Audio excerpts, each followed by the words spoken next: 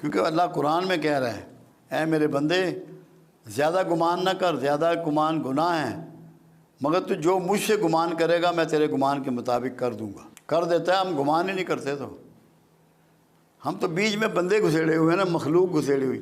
مخلوق کو نکال کے اللہ سے بات کرو، پھر دیکھو کیا معاملہ ہوتا ہے۔ ہم تو مخلوق گھسیڑ لیتے ہیں نا، وہ اس سے چڑھتا ہے، صرف ادھر نہ گال کرو کلیاں۔ یہ جو ہمارا عام جو مولوی ہیں، ہمارے عام جو علماء کرام ہیں، یہ ہمیں اللہ پاک سے ڈراتے ہیں۔ اللہ پاک تو بڑا رحیم ہے، ہم نہیں مگر اللہ ڈراتا بھی تو ہے نا۔ جب بھی پیغمبر کی بھی بات کی، اللہ نے کہا کہ خوشخبری سنانے والے اور ڈر سنانے والے، اور ہمیں تو یہ بھی کہا تم میں سے ایک گروہ ایسا ہونا چاہیے جو دین کا علم سیکھے اور اپنی بستیوں میں جا کے میرا ڈر سنائے۔ تو وہ کوئی غلط نہیں کر رہے ہیں، وہ بالکل صحیح کر رہے ہیں جو ڈر سنا رہے ہیں، مگر وہ رویے کا فرق ہے۔ رویے سے ڈر بتائیں نا، پھر موج ہے۔ یہ جو کالا علم اور جادو ہے، یہ تو ساری عمر سے ہوتا چلا آ رہا ہے، آپ پہ بھی ٹرائی کی گئی، ہوا نہیں، ٹرائی کی۔ جادو تو بنو اسرائیل کا کھیل تھا، کیونکہ موسیٰ علیہ السلام کو اسی لیے جادو کا توڑ کے معجزہ عطا کیا گیا۔ بنو اسرائیل میں تو آج بھی بہت جادو ہے، اور پتہ نہیں آپ کے حکمرانوں پہ نہ کیا ہوا ہو، آپ کے بڑے لوگوں پہ نہ کیا ہوا ہو۔ یہودی تو بہت جادو کا ماسٹر ہے، چلتا ہے یہ تو ہم ہر زمانے میں رہا ہے، اب بھی ہے۔ یہاں پہ عیسائی بھی کرتے ہیں، کچھ اپنے آپ کو سو کال مسلمان کہتے ہیں، مگر ان کاموں میں پڑے ہوئے، گناہ ہے سارا۔ ایک جملہ لوگ کہتے تھے وہ بڑا غلط ہے کہ جادو برحق ہے، وہ میں نے کہا بھائی جادو باطل ہے، برحق نہیں ہے۔ کیوں؟ اگر رسول اللہ پہ اٹیمپٹ ہوئی ہے تو وہ تاکہ امت کے لیے ایک مثال بنانی تھی، ایک راستہ بتانا تھا کہ یہ اس کا توڑ ہے، یہ اس میں ہو سکتا ہے۔ یہ رسول تو حق ہے، حق پہ تو باطل غالب ہی نہیں آ سکتا۔ کملی والے پہ کیسے کر سکتا ہے کوئی؟ کسی کا باپ بھی نہیں کر سکتا۔ رزق میں، کاروبار میں، عمر میں برکت کا بھی کوئی وظیفہ ہے؟ یہ اس کا جو راستہ ہے وہ تو صدقہ ہے، کہ جو صدقہ دے گا اور اللہ سے کثرت سے توبہ کرے گا، اس میں اس سب میں اضافہ ہو جائے گا۔ اس کے لیے جو طریقہ کملی والے نے بتایا وہ ہے صلہ رحمی کا، کہ جو تمہارے بہن بھائی ہیں ان کے ساتھ اچھا سلوک کرو، انہیں کھانے کھلاؤ، انہیں گفٹ دو، تو تمہارے رزق میں اضافہ ہو جائے گا، عزت میں اضافہ ہو جائے گا۔ صوفی ازم سے دھمال کا اور رقص کا کیا تعلق ہے جی؟ میں نے 1456 سالوں میں واحد آدمی ہوں جس نے دھمال کو ایکسپلین کیا ہے، اور اس طرح کیا ہے کہ اس سے پہلے کسی نے نہیں کیا۔ کیونکہ وجہ یہ ہے، اسلام میں سجدے کا سسٹم موجود ہے۔ سجدہ کبر کو توڑنے کا انسٹرومنٹ ہے، راستہ ہے کہ آپ وہ جگہ زمین پہ رگڑ رہے ہیں، جھکا رہے ہیں جس میں آپ کی تذلیل ہو رہی ہے، جس میں آپ کی تذلیل ہوتی ہے نا، اپنی تذلیل کرنی ہے نا مالک کے حضور۔ مگر جس نے سب سے زیادہ سجدے کیے اسی نے سب سے زیادہ کبر کیا، وہ عزازیل ہے جی۔ اس کا مطلب یہ ہے کہ سجدہ اس کے کبر کو نہ توڑ سکا۔ صوفیوں نے جب اس پہ غور کیا تو انہوں نے دھمال کا روٹ نکالا کہ ایسے نچاؤ اس کو جیسے بندر کو نچاتے ہیں، تاکہ اس کی تذلیل میکسیمم ہو جائے معاشرے میں، کہ اس کا کبر ٹوٹ جائے۔ کبر ٹوٹ گیا تو شرک سے ختم ہو جاتا ہے۔ کبر تو شرک پیدا توحید خالص تبھی ہوگی جب میں مر جائے گی۔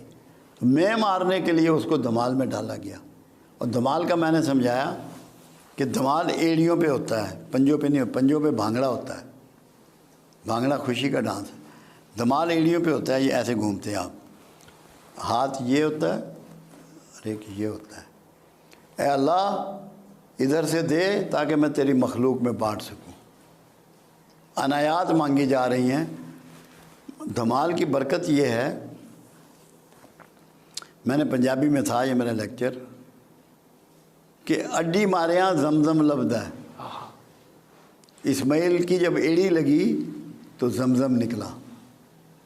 تو یہ جمال جو ہے ایڑی مارنا ہے تاکہ تمہیں آج کا زمزم نصیب ہو، فلاح نصیب ہو، صحت نصیب ہو، عزت نصیب ہو۔ تو یہ پڑھیے گا اس کو آپ۔ اشفاق احمد صاحب بھی آپ کی مجلسوں میں اکثر آیا کرتے، کیا گفتگو ہوتی تھی؟ کیا وہ آپ سے سیکھتے تھے، آپ ان سے سیکھتے؟ میں نے تو ان سے نہیں کچھ بھی سیکھا، کیونکہ میرے پاس تو وہ بطور طالب علم ہی آتے تھے، مگر نفیس آدمی تھے، محبت والے آدمی تھے۔ میرے جب لاہور میں لیکچر ہوتے تھے نا تو یہ ہر لیکچر میں بیٹھے ہوتے، ان کے اتنے پاؤں سوج جاتے، میں گھر نہیں جاتے تھے۔ وہ ظفر صاحب پوچھتے بابا جی گھر چلے جاؤ، انہوں نے کہا یار گل یہ ہے میں تو کتاباں ہی پڑھیاں نا، اتنے تو جو گل ہے ڈائریکٹ آ رہی ہے، یہ کتاباں نہیں کدھر پڑھی تو میں نہیں جا سکتا۔ وہ ان کا میرے پاس آنا ایسے ہوا اصل میں، جہاں جیلم میں ان کے بھانجے تھے، ان کی پرائم گلاس فیکٹری تھی، تو ان کو انہوں نے فون کیا کہ یار جیلم میں سنا کو بابا عرفان ہے، انہوں نے کہا جی ہاں ہمارے مینیجر رہے ہیں بینک کے، تو بڑے دوست ہیں۔ ان کو امریکہ سے کسی نے کہا، ان کی جو نو تھی یعنی کہ بہو انیک کی بیوی جو سب سے بڑا بیٹا ہے، اس کو آنکھوں کا کوئی ایسا ایشو ہوا تھا کہ ڈاکٹروں نے کہا یہ بلائنڈ ہو جائے گی ودن فورٹ نائٹ، تو تم کو بابا تلاش کرو، ہمارے پاس تو اس کا علاج نہیں ہے۔ غزالہ نام ہے اس کا، یہ نام بھی یاد ہے۔ تو وہ انہوں نے کہا جیلم میں کوئی بابا ہے، انہوں نے کہا جی آ جائیں۔ اشفاق احمد اس کے لیے آئے میرے پاس، میں نے انہیں طریقہ بتایا، مولا نے کیا، 10 دن میں وہ نارمل ہو گئی، ڈاکٹر کہنے لگے بیماری ختم ہو گئی، امریکہ کے ڈاکٹر۔ پھر اشفاق احمد نے آنا شروع کیا، بڑے سوالات کرتے تھے، بڑے سوالات کرتے تھے، یہاں تک کہ ایک دفعہ ایک سوال کیا انہوں نے کہ عرفان صاحب جو بندے کے چوٹ لگ جائے، کوئی مارے، کوئی زخمی ہو جائے تو روتا ہوا ماں کے پاس آتا ہے، اور جو 70 ماؤں سے زیادہ پیار کرنے والا ہے اس کی گود کہاں ہے؟ یہ تو ماں کی گود ہے۔ میں نے کہا اشفاق احمد تو بوڑھا ہو گیا، تجھے نہیں پتہ؟ کہتا نہیں پتہ۔ میں نے کہا توبہ اللہ کی گود ہے، اس میں پناہ لو۔ چیخ مار کے رویا۔ یہ اس کا پہلا لیسن تھا جو اس نے یہاں سے لیا۔ پھر میں ان کے گھر گیا، کھانا کیا انہوں نے میرا، اپنے اس سے بڑا کمرہ تھا جس میں ان کی زمین سے وہاں تک کتابیں تھیں، 16,000۔ کہنے لگے عرفان صاحب یہ 16,000 بکس ہیں جو میں نے ساری پڑھی، ایک جلد نمبر لگے ہوئے نام لکھ کے۔ میں نے نظر ماری، میں کہا اشفاق احمد ساری زندگی باطل ہی پڑھتا رہا ہے؟ کہتا ہے بابا جی کی مطلب؟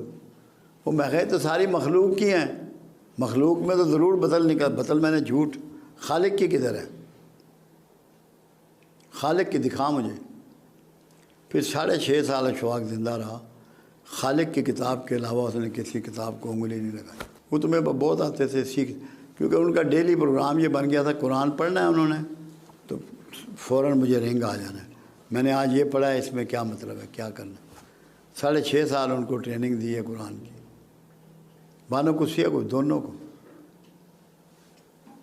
ان کی اولاد بھی میری بڑی تابعدار ہے، ادب والے لوگ تھے، میرے ہوتے ہوئے وہ کبھی زندگی میں کرسی پہ نہیں بیٹھے، دونوں میاں بیوی۔